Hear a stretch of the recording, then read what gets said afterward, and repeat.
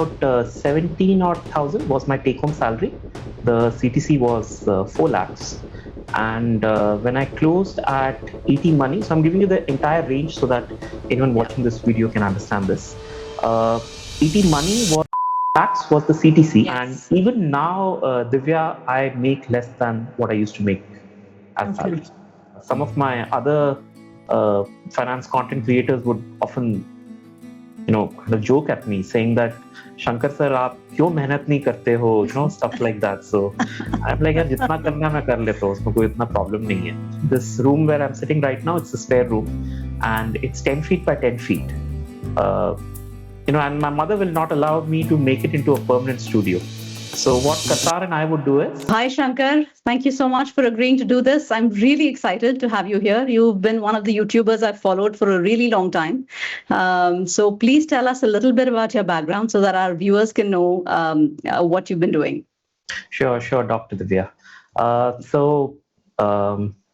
Yeah, it's been a pretty long story. I'm 46 years old now. So I think I'll start with how things started for me. So I was actually born to Tamilian parents. So my mother and father, they are Tamilians, but I was born, brought up, and I'm still currently residing in Delhi. So we are one of those people who associate ourselves more as North Indians rather than South Indians.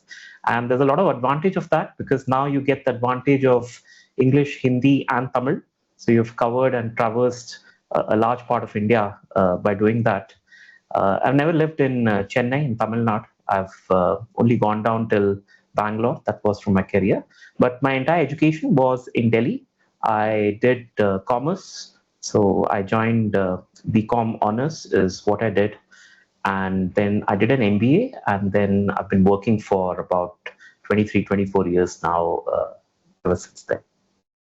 Okay, so SRCC is definitely the place that in Delhi, I'm from Delhi, and I can tell you that everybody looked up to it. So if you made your cutoff to the SR BCom honors list, sounds awesome. So where did you go from there? I was a little fortunate then, I guess, because, unlike now where it's like 99% to get into that college, in my year, which was 1997, it was 89%. So that's still manageable, I guess, 89%. So I got through. In fact, there's a very funny incident.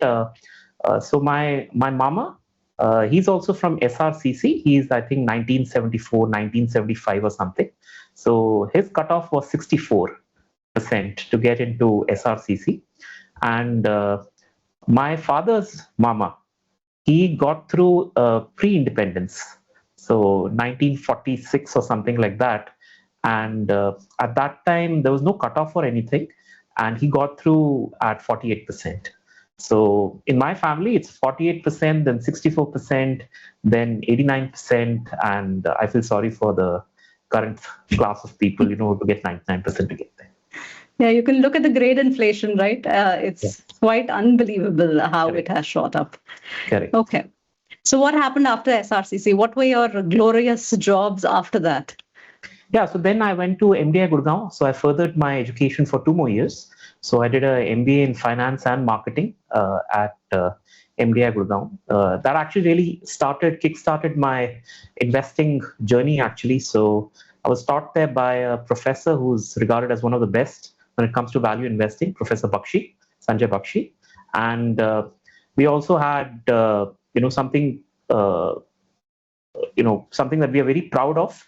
Me and my fellow classmates, we started India's first student-run asset management company when we were at MDI, and that kind of that's the first time I even understood what a mutual fund is.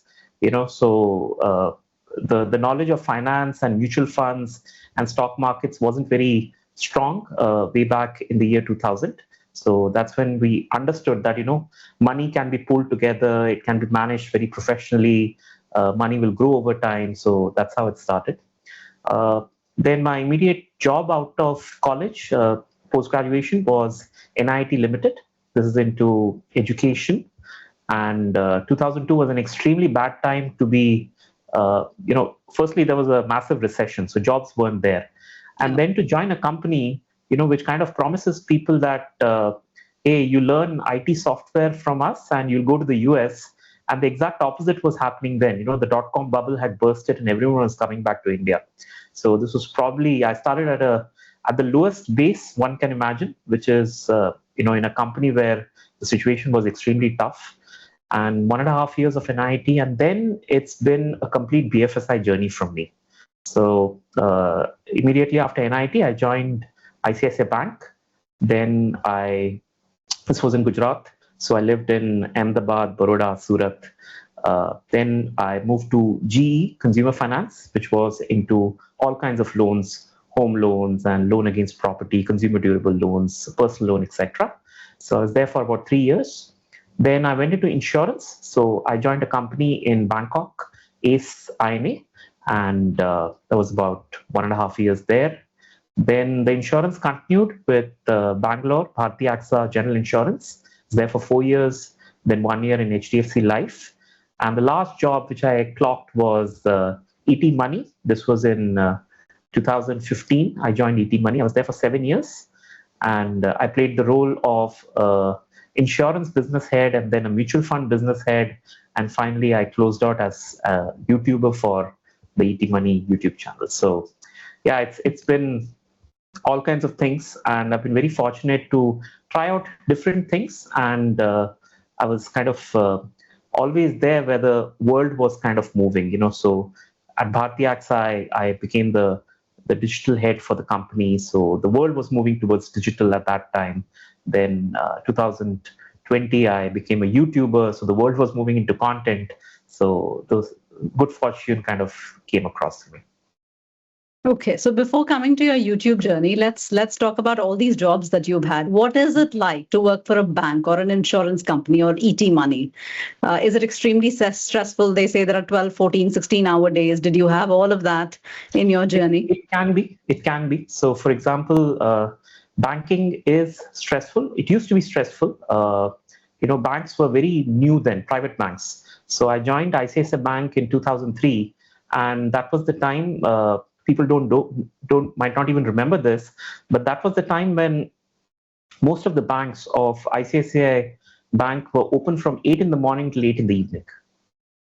So it was 12-hour banking. And, me being a business guy, I was almost there the entire 12 hours. So I had to land up at 9 in the morning, and generally, we would be shutting down the bank and then going for dinner and, heading back home. So this was a routine for a good 1.5 years. So it was extremely stressful. With G, it wasn't as stressful. That way things were slightly easier then. But then again, when Bharti AXA came in, it became stressful once again. So yeah, it's kind of an up and down this thing. I think it depends from company to company also. In terms of the aspects of the work which were most stressful, I mean, and this is just a personal thing, that I found man management to be the most stressful part of the job. Working itself was not a problem. So, if you have a task and you have to complete the task, you know exactly what you need to do. But the moment you need to interact with multiple people who might have different priorities, things really change. There's a very old joke that says that there's a cost to consensus. So you have to get a consensus from multiple people. The cost of consensus is an average output. And I've really seen that in action, where too many people have too many things to say.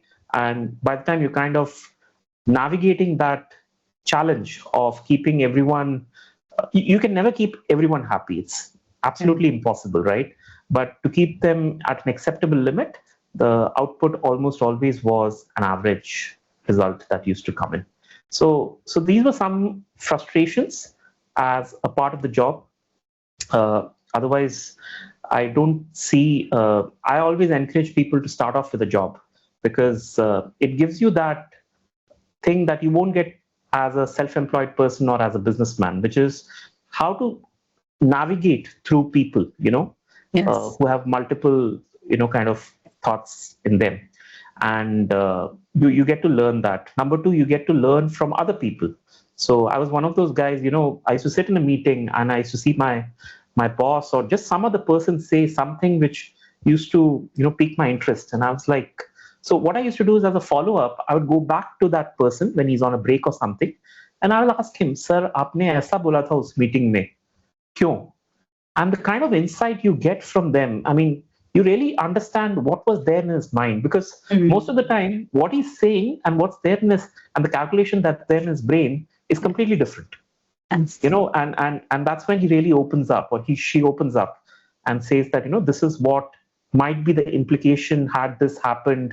So be careful of this in the future and stuff like that. So I would encourage at least 5 years of job for anyone to kind of understand these things. And then I'm sure the next 30 years will be smooth sailing as far as management is concerned.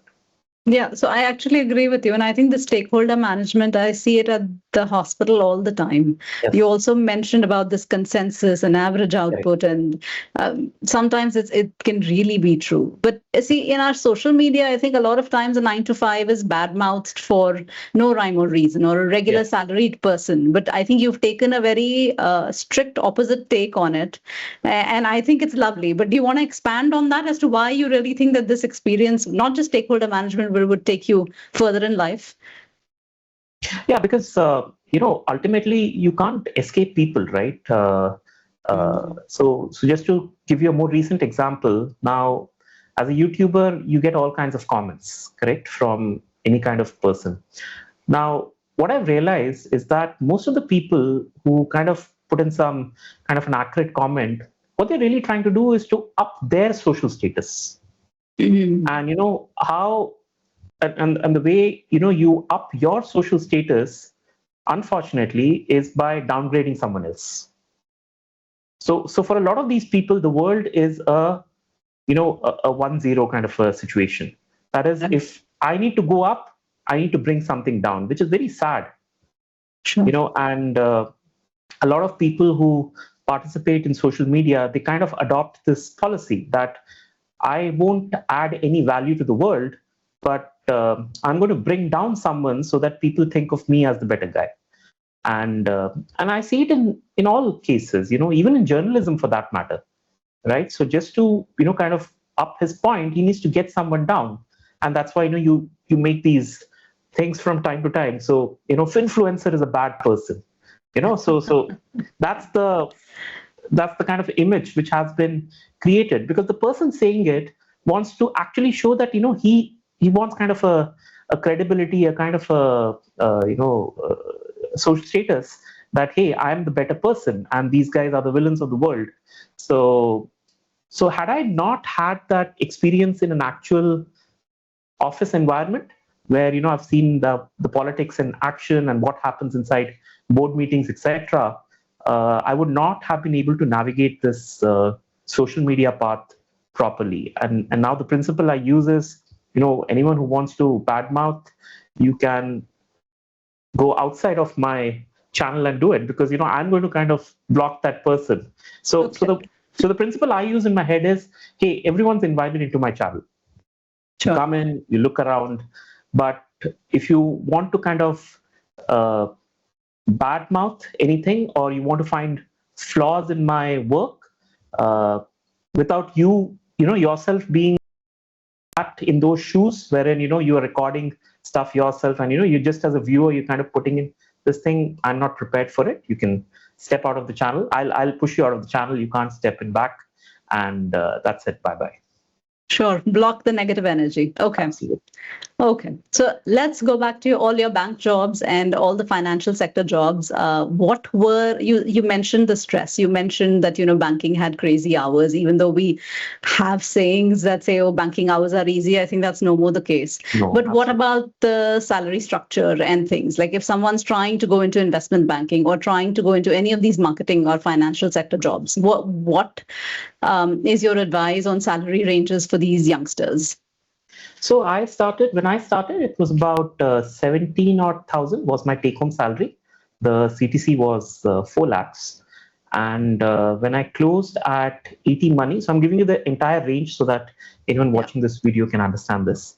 80 money was 61 lakhs was the CTC, and the take-home was some 3.1 lakhs per month.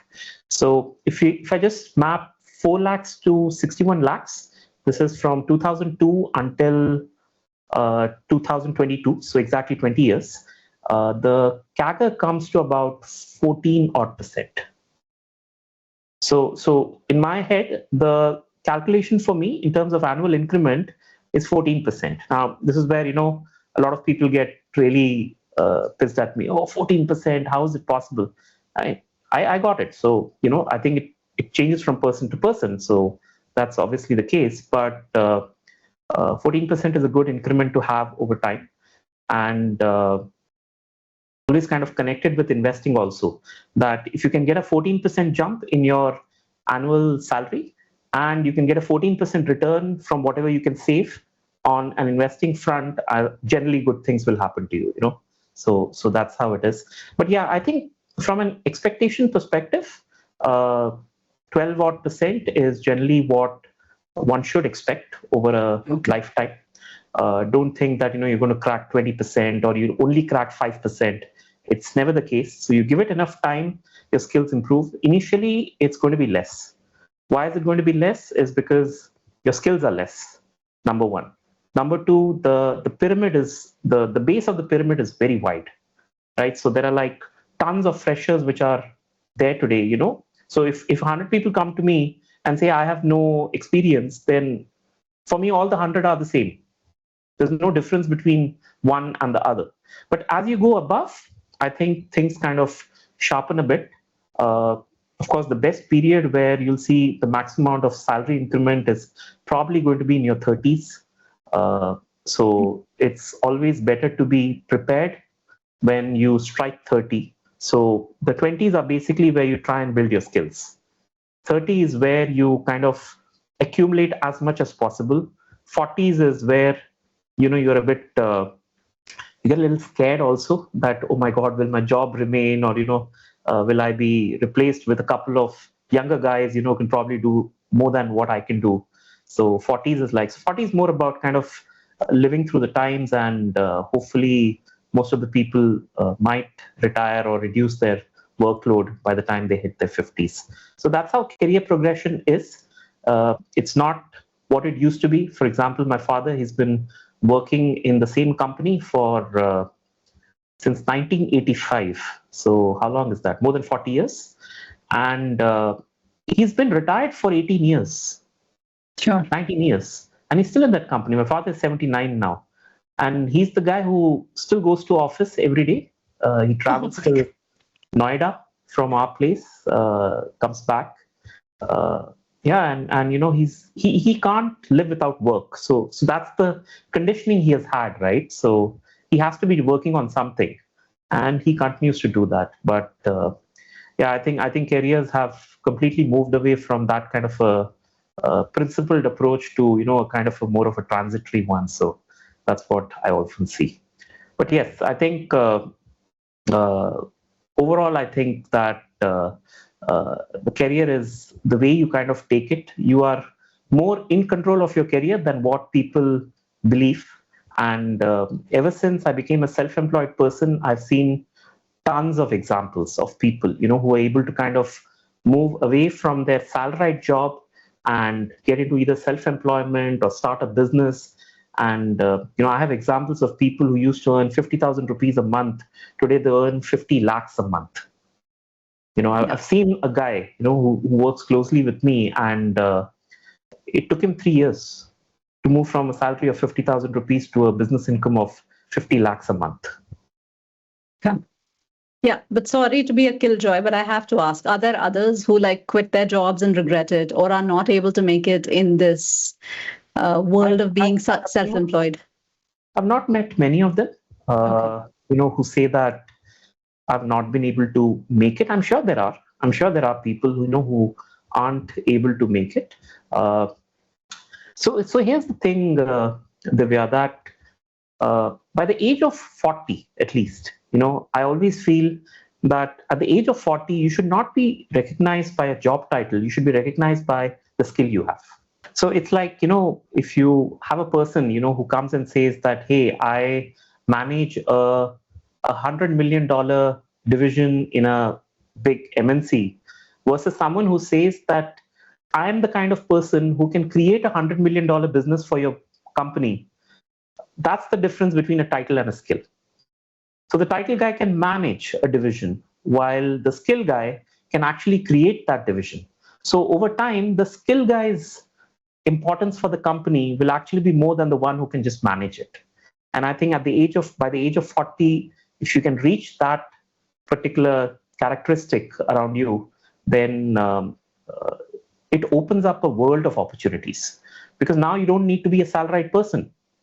You can now create your own business, or you can get into consulting, or you can do some kind of project management kind of activity. So your worth and your confidence, everything will go up if you focus more on your skills.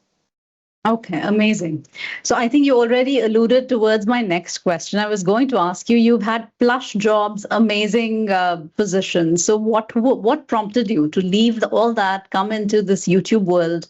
Or was it already a segue because you were handling the digital department, you said, of ET Money? Is that correct? Yeah, so I was into insurance and mutual funds for ET Money.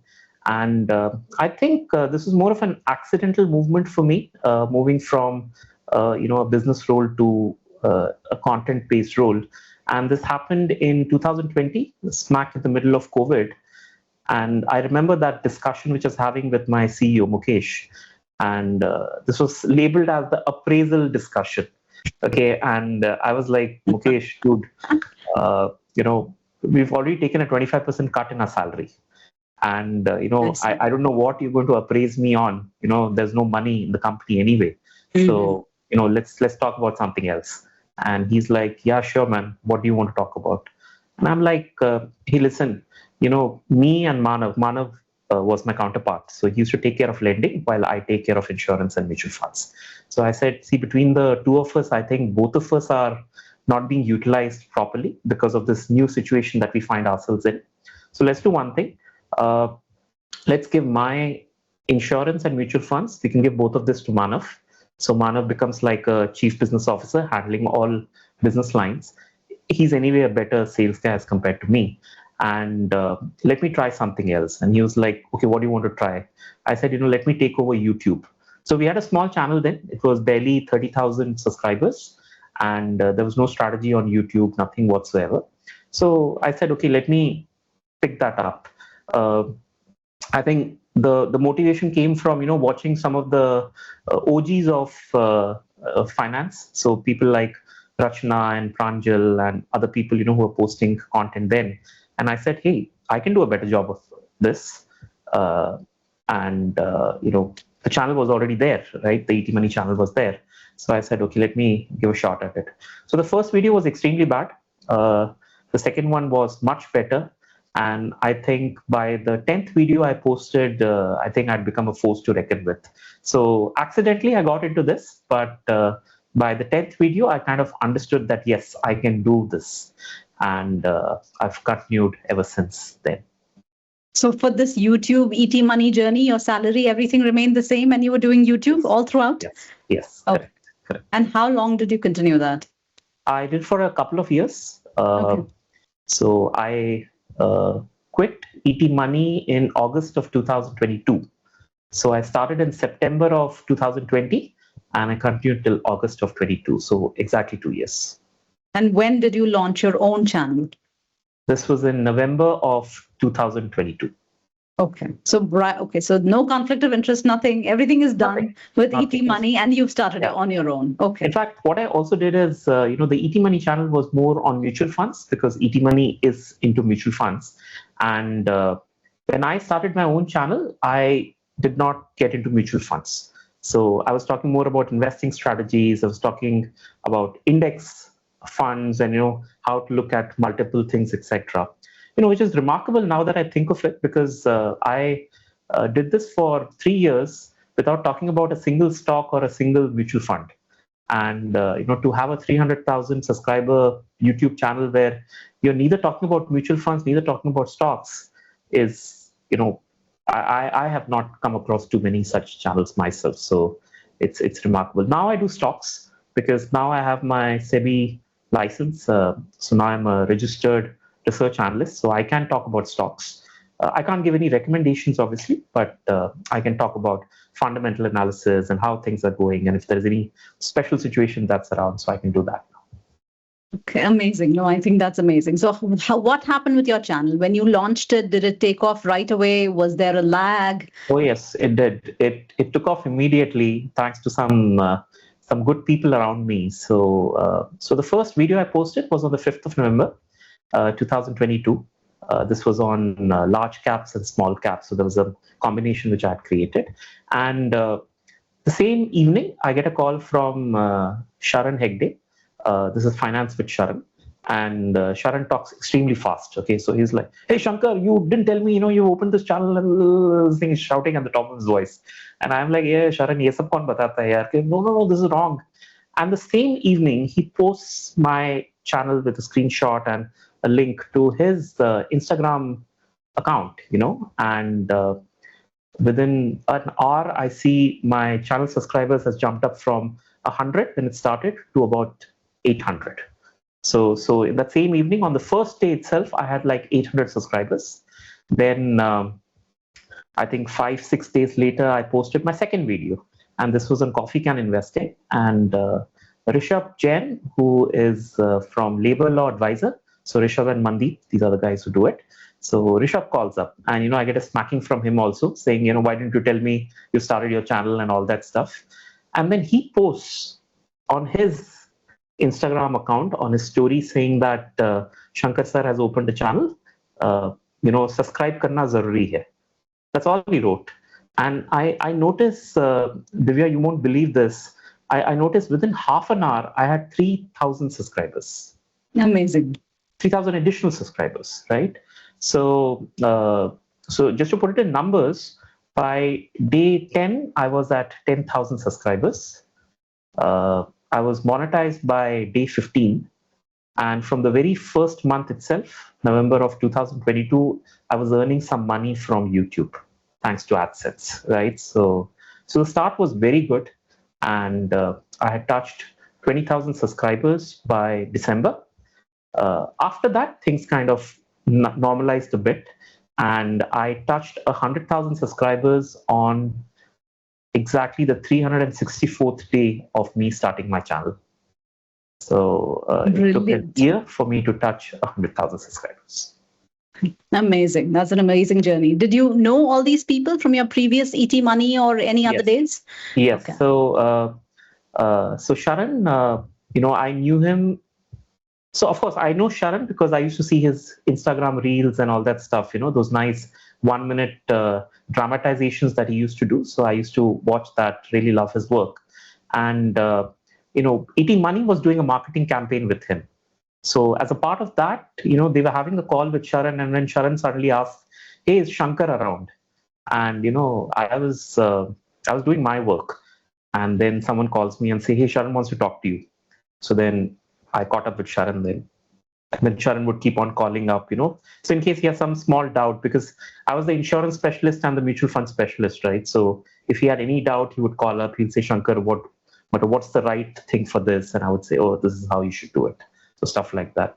Same thing with Rishabh also. So Rishabh also connected, and he's a very nice guy. So and his channel has done extremely well. So he was again instrumental in kind of advising me. And I think if I have to credit someone this, this thing of me leaving my job and just becoming a proper content creator, I think it has to be Rishabh Jain, because he's the one who kind of pushed me to, move away from a salaried role and become a self-employed person. Yeah. So again, a very helpful person. Amazing story. Okay. So actually, this really reminds me of one of your videos where you said that, a regular job provides you with so much of a background and foundation that we take it for granted. Aapke paas desk hai, you have an HR, you have air-conditioned room, an allocated space for you. And I think all these contacts that you just made and even spoke about came from your, regular salaried life. And now you've taken it further. And as you said, you enhanced on your skill. Correct. So I mean, for someone who doesn't want to ever become an entrepreneur or ever become a content creator, do you think it's okay to just live in your salaried role for the rest of your life? Yeah, absolutely. You can do that. You can do that because ultimately, your salary is, see, if your work gives you that satisfaction, then why would you want to leave it? Okay. Okay. So work satisfaction and making money can be two different things. In fact, I think it's two completely different things. Okay. And you have different avenues to make money, investing being one of them, right? So that's a very easy way of making money, but there are more things. So I know of people who would convert their work interest, their passion, into something like a side hustle also. Sure. So there are these opportunities which are available, which allows you to do something on the side also, in case you have the time and you have that passion with you. So your core job, your 9 to 5, as I call it, that can be your your what you say, the substance, and then you can complement it with a lot of other things also. So yeah, absolutely.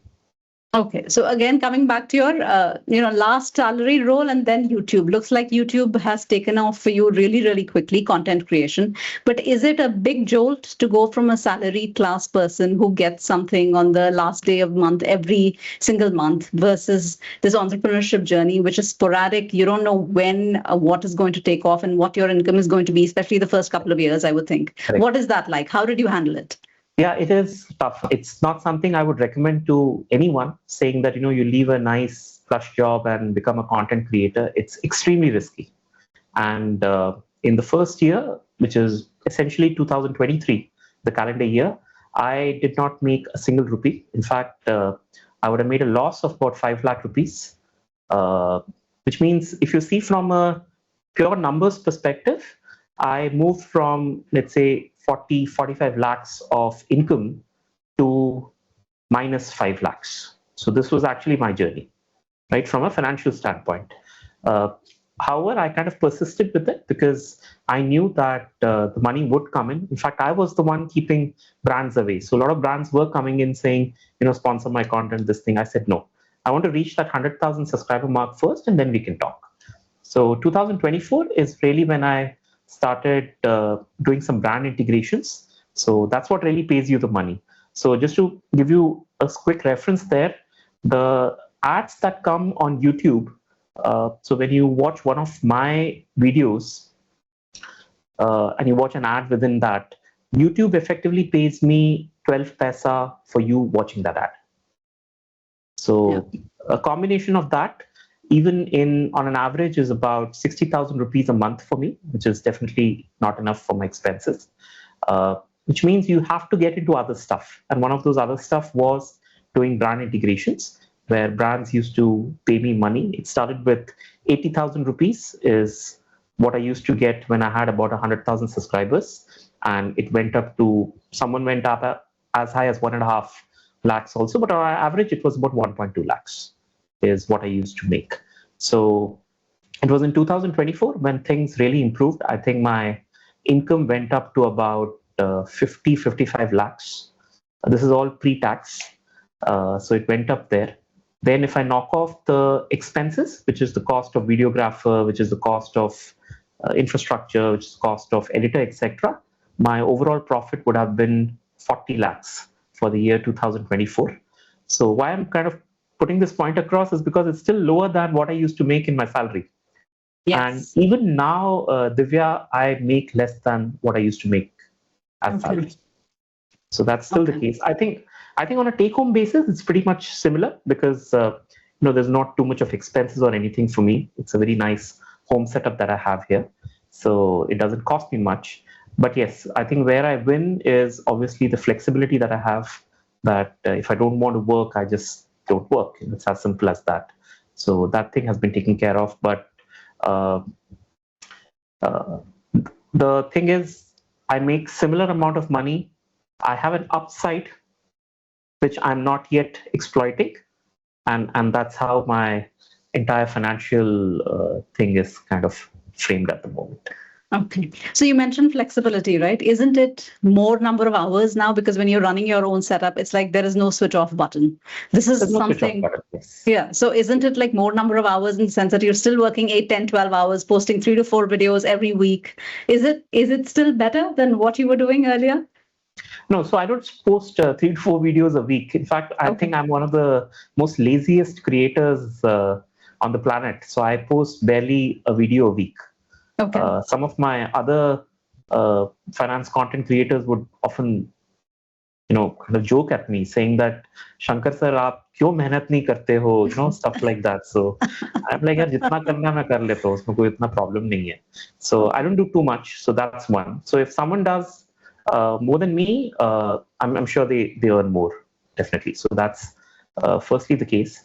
And sorry, what was the other question that you asked me? No, do you still think it's worth it, like all this? Because being on your own, I Flexibility mean, part, right? it's not a joke. Yeah. So what happens is, you're right. So every day I'm doing something or the other, but then things are very spaced out now. So it's not that you're getting into an office at 10 and you've got to finish everything by 6. So I wake up and I put in half an hour of work or maybe an hour of work, and then I'm doing something else, and then again I kind of do another half an hour of work. So effectively, I would be working about 5-6 hours a day. I don't think more than that. It's Okay. very spaced out. And there have been days when I don't feel like working and I don't work. It's as simple as that. In fact, there's been a month where I've not done anything. So as a creator, burnout is a very common thing. It happens. It has happened to me maybe 7-8 times. And if you look at my analytics, you can actually see it. So the views will be like this, and suddenly it'll go down. And you might be wondering, "Kya ho gaya? Itna kam kaise ho gaya?" That was the month when I was not posting any videos because I was going through a burnout period. So Okay. it's happened a good 8-9 times. Uh, but now I think my mind has conditioned, saying that burnout is a part of every creator's life. So this will happen to you. So nothing for you to worry about. Uh, a couple of months, things will go a little slow. Then you'll be back. It's as simple as that. So that's how I kind of work through now. Okay. How many people do you have on your YouTube content creation team, and how did you find all of them? Yeah, so right now it's none. It's just me. But Okay. when I started, I had 2 additional people. I had a videographer, Qatar, who would come to my place. And so, we live in a house. It's actually a 3-bedroom house, but with one spare room. This room where I'm sitting right now, it's a spare room. And it's 10 feet by 10 feet. And my mother will not allow me to make it into a permanent studio. So what Qatar and I would do is, so he'll come in, and then we'll set up the background, we'll set up the camera, we'll set up everything, and we'll record for about a couple of hours, 3-4 hours, and then we'll kind of wrap everything back, put it under the sofa so that my mom can't see anything, and it'll be back to a normal room once again. So Qatar used to come in once every month. We would record either 1 or 2 videos on that particular day, and then all this stuff is given to an editor who would kind of edit this entire thing. This thing with the editor was also very interesting because I don't expect the editor to understand finance, right? So that's not his job also. So what I would do is I would create a PowerPoint slide, and for every scene, there would be a PowerPoint slide, and I would actually in the script tell him that when I speak this word, then show this particular slide, do this particular graphic here. So over time, it became so habitual for me that I was creating 100 slides and giving it to my editor. And all the editor needs to do is to put it together. We tried the other thing also, saying that, hey, I will not create so many slides, it takes time and all that stuff. But then I realized that the big advantage of me doing all those slides was that my conviction in my video was improving.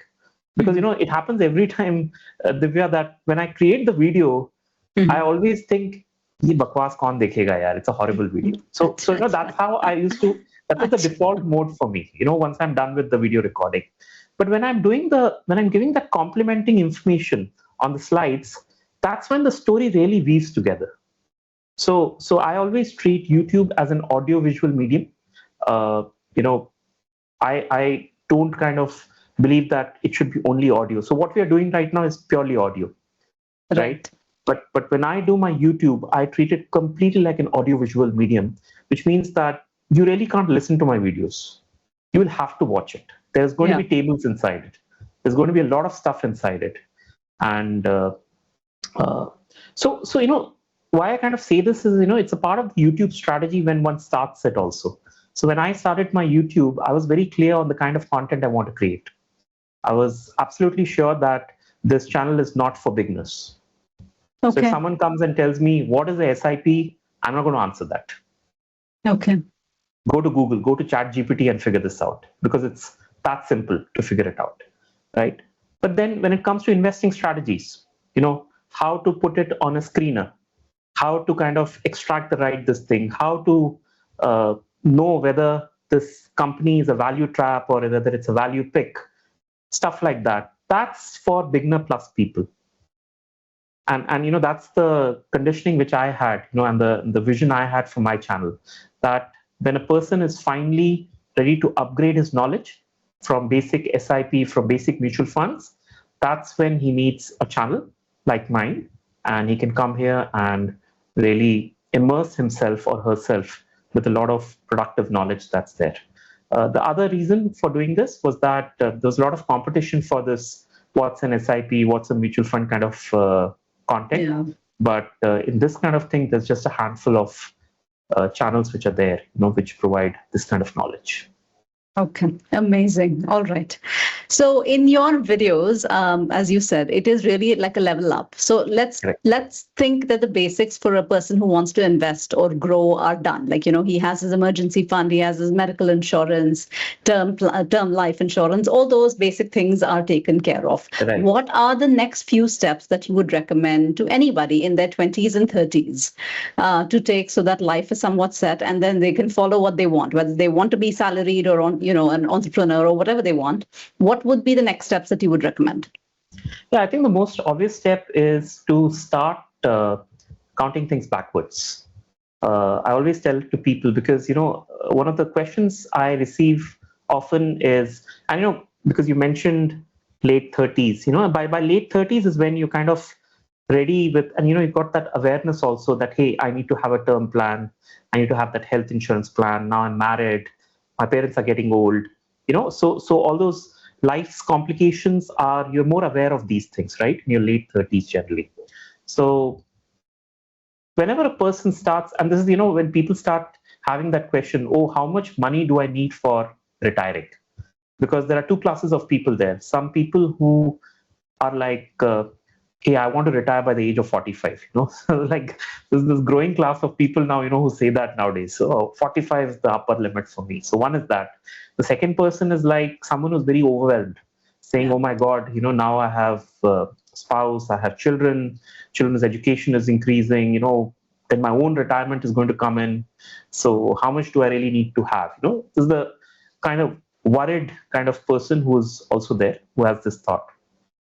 Now, the problem is when they start thinking in terms of how much I need to have, because then there is no end to it. So if I say 5 crores, the person will be like, 5 crore mein kaise hoga, this thing. I said, take 10 crores.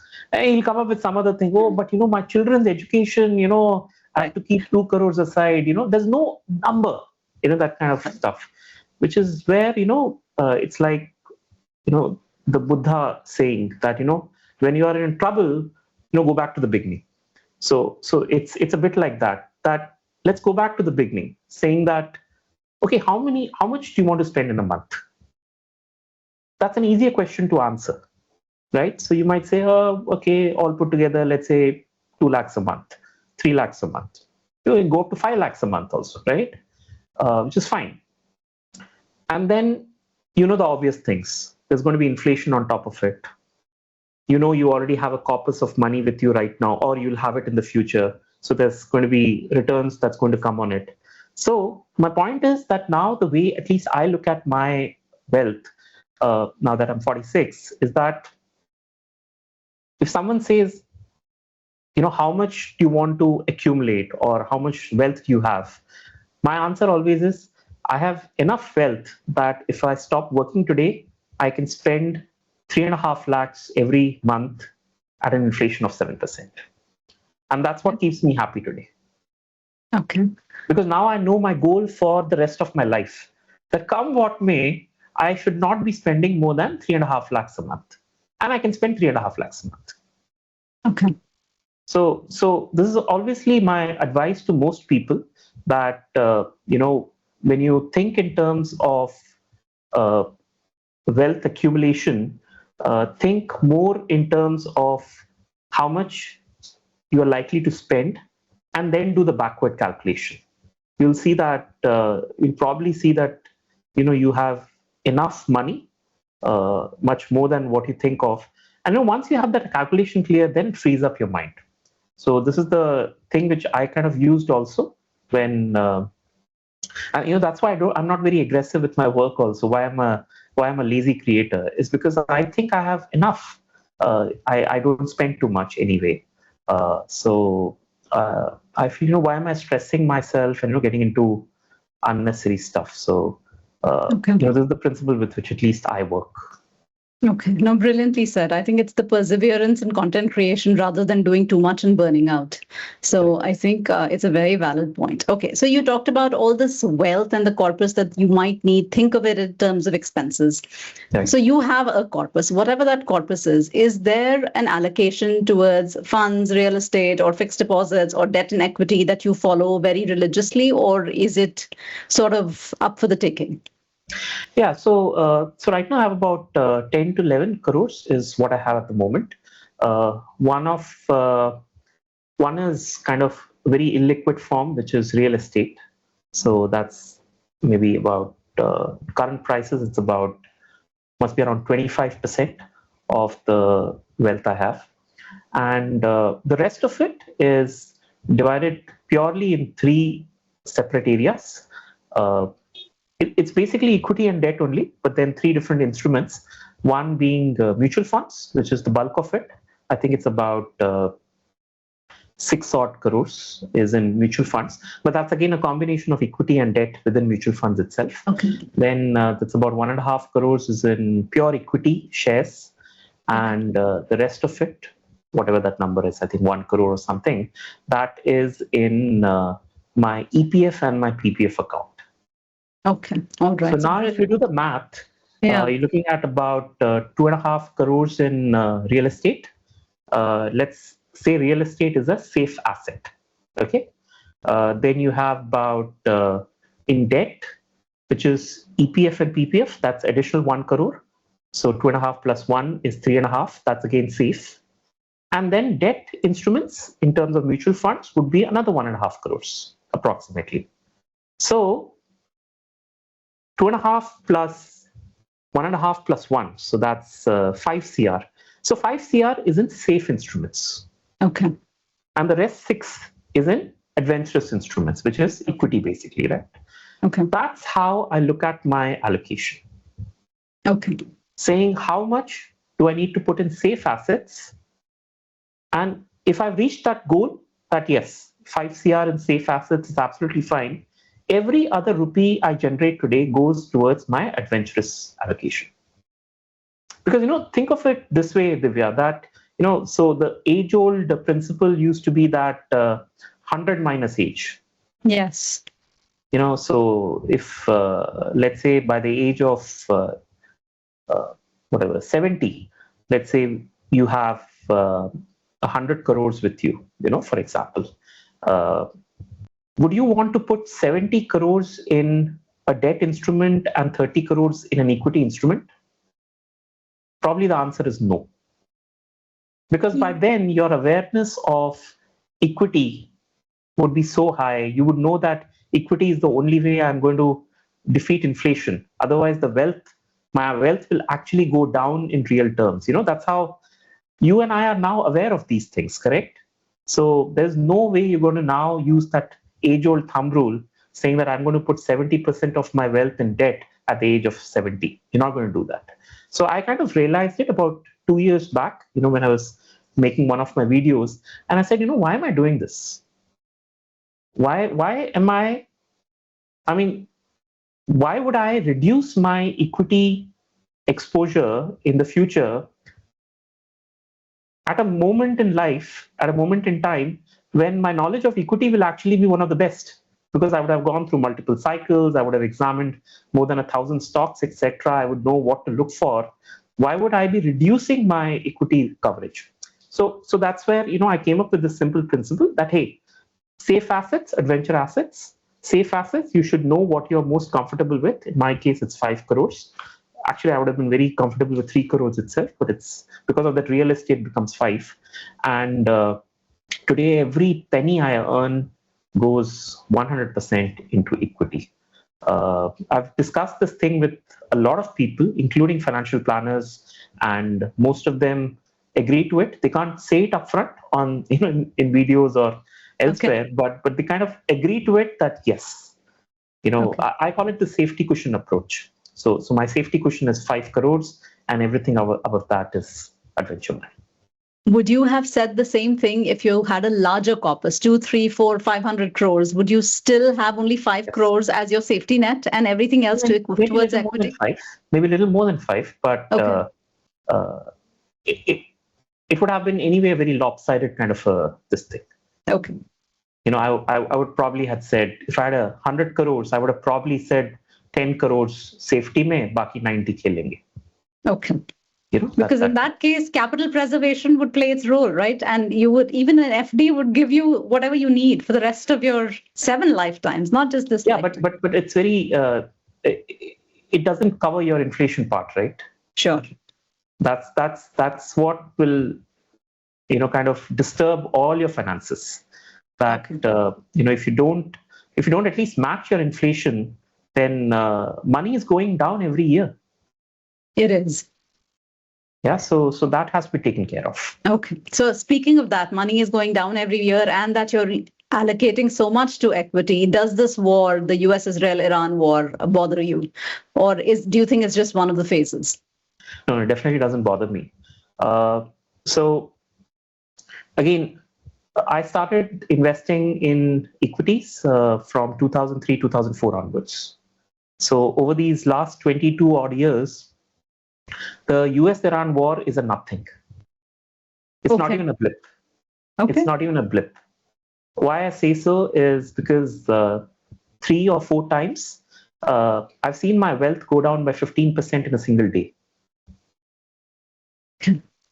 Yeah, so I remember the first occasion, I think it was May 27th or 28th, 2004, the Sensex closed for the day. Why was it closed? Because the Sensex had gone down by 15% in a single day. So I've seen those kinds of periods, where you kind of feel shattered. But then what happened? 27th, it went down by 15%. 28th, it recovered 9%. So, my understanding of what's a V curve, what's a U curve, what happens when what happens, what is noise, what is the structural problem. So that has improved over time. So now things like this really don't bother me much. Okay. Amazing. You should just look at the Nifty graph over the last 20 years. And, if you've been in the market for 20 years and you look at the Nifty graph, you'll start laughing at certain points where, you were so worried, oh my God, the wealth will go away. And now when you see that graph, it's like a small blip, that you can't even see with your naked eyes. You have to zoom in to actually see that particular part. So I've seen too many of them. So now it doesn't bother me. Okay, very well said. So we can't be talking to Shankar Nath and not mention shameless cloning, which I think is one of my favorite videos that you've made, obviously very popular there on the internet. So what should I do if I have to shamelessly clone Shankar Nath? Should I just buy the stocks and mutual funds you're buying? Or what's your advice? Yeah, so, when you buy a mutual fund, you've already started cloning shamelessly. Because you are now cloning the fund manager, basically, right? In this case, obviously, the fund manager is taking all the shots, but effectively, you've started, cloning him in all perspectives. The other part is that the thing that you mentioned that whether to clone me or not, I would not advise that, In fact, I would not advise you to clone anyone's exact portfolio. And there's a reason for that. Now, I just mentioned to you my adventure money versus safe money kind of scenario, correct? I don't expect you to have that same setup for your money. Right? You might not even have thought in these lines. So, Shankar Nath, the person whom you are cloning, is currently at a phase of his life where he doesn't care about the allocation of his money. For him, every piece of rupee, every penny is actually going into an equity, into a risk category, and he's not keeping anything in a safer category. So safety is not his priority, which is why you have to be doubly sure of who you are cloning and why you are cloning that particular person. So that's very important. The third thing is, even if you clone someone who is, let's say, a marquee investor, let's say people like Ashish Kacholia, Rekha Jhunjhunwala, or Vijay Kedia, or Mukul Agarwal, or anyone. Again, the problem there is that they have 1,000 crore portfolio, and for them, a punt of 5 crores or 10 crores is basically a nothing. Now, you don't have 1,000 crore portfolio. You might have only a 10 lakh portfolio, for example. So if you were to think that that guy is on the same level, and you can put in all that 10 lakhs into this particular company, then you're taking too much of a risk there. So here's my advice to people who want to shamelessly clone. Start shamelessly cloning the principles, not the stocks, number one.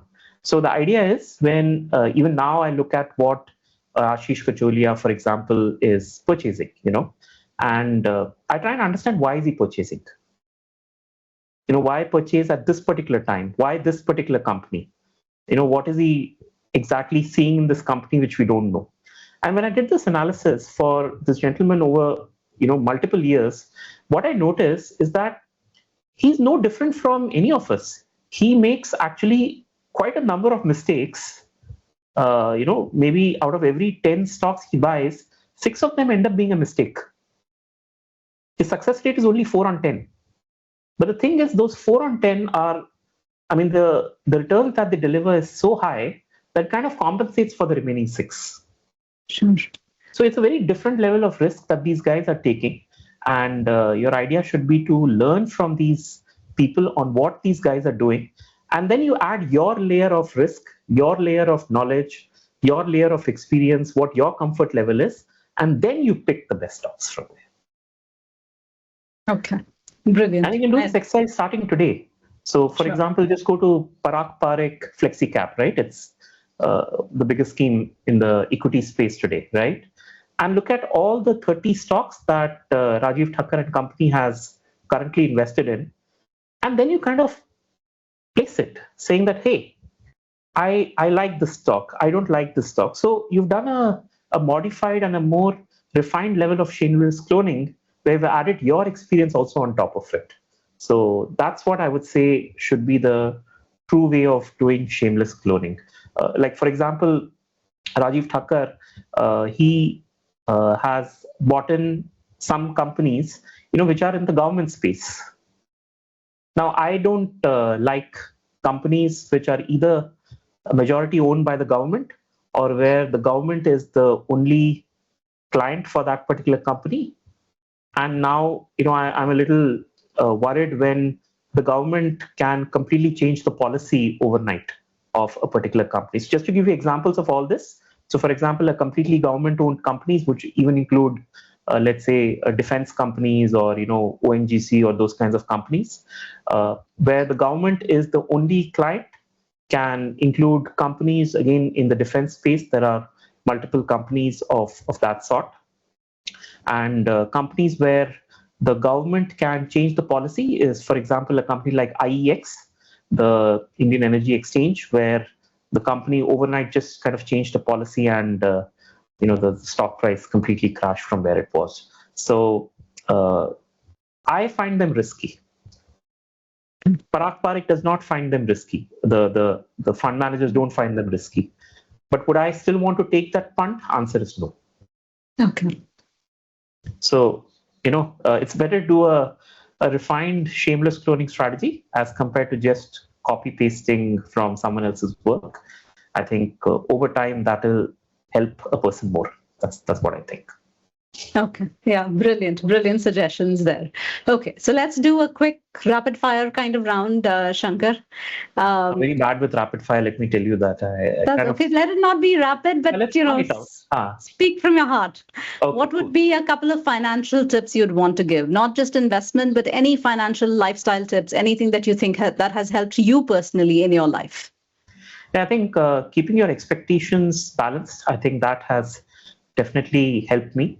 And secondly, an understanding of how wealth is created. I think that is something which I've understood. And the more simplified you can keep things, the better it is. So for example, this thing I said, how wealth is created, what I've realized is just a function of three things.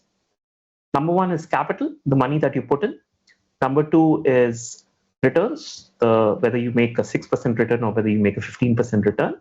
And thirdly, it's the time that you put in. Now, within these three, which is capital and returns and time, the thing that has helped me the most is actually time. Okay. The second best thing is capital, and the third is the return. When we have discussions with people, it's exactly the opposite. Yes. First, people think of is return. Then they move on to capital, and then they say, I have time. But what I've realized is it's exactly the opposite. And, yes. Which is why when I talk to anyone, I say that, if you have a window of only 5 years, I am the worst person to talk to because I don't understand it. And you'll probably fail. But if your window is 15 years, 20 years, there's no way you're going to fail. It's as simple as that. So this has been one of my biggest learnings over time. I agree. I think returns are least important, and we have parents and grandparents to show us that they never had any great returns, and yet they've achieved wonders in less than a generation, I think. In fact, if you look at any of the legendary investors globally, right, not only in India, globally, what's the most common? What's the only common thing there for all of them? What? Either they have gray hair, white hair, or they have no hair at all. That's the common thing. You can imagine anyone at the moment, and you'll notice that he or she has white hair or has no hair at all, or they are dead. Right? So one of these three. Okay. Should I invest in gold? Yes, you should. Okay. Yes, you should. I made this mistake. I don't have too much in gold. I think barely 3% of the portfolio. That's it. But yes, it's always better to have a multi-asset approach to things, and it's good to have maybe 5 to 10% in gold. Okay. What is your take on Bitcoin? I don't invest in crypto for the simple reason that I don't understand how that entire asset class works. For example, with equity, you understand that the stock price is a function of the earnings of that particular company, correct? This can be present earnings, this can be future earnings as well, but earnings is the big thing. So if a company comes and says, hey, I'm not going to earn any money, I'm going to do only losses for the next 10 years, obviously you're not going to value that company for a lot, right? It's going to be next to nothing. But with Bitcoin, I don't understand this particular part, that what's the underlying reason for the price of Bitcoin, of crypto, going up and down. So until someone explains me that, I don't think I'm going to invest in it. Okay. And my favorite question, which I ask everyone, can money buy happiness? No, it can't. It can buy a lot of things, which might seem like happiness to people. But overall, I think happiness is something very different. And for different people, I think happiness is different things. For example, in my case, I'm happy when I am, there's no obligation on my part to someone, and similarly, someone doesn't owe me anything. So that's, a kind of period of bliss for me that, tum khush raho, main bhi khush rehta hu, So that's where the khushi also comes in, the word happiness itself comes in, that, I can remain individualistic, and that's my basic definition of happiness, and money has almost nothing to do with it. if you really think of it. It does help for certain things, money, but at the age of 45 plus, I can tell you that not as much as people think. Money can't compensate a lot of things. Thank you so much, Shankar. I think a wealth of information here, and I think the audience would have learned a lot. Thank you so much for joining us. Most welcome, Divya. Thank you so much for having me.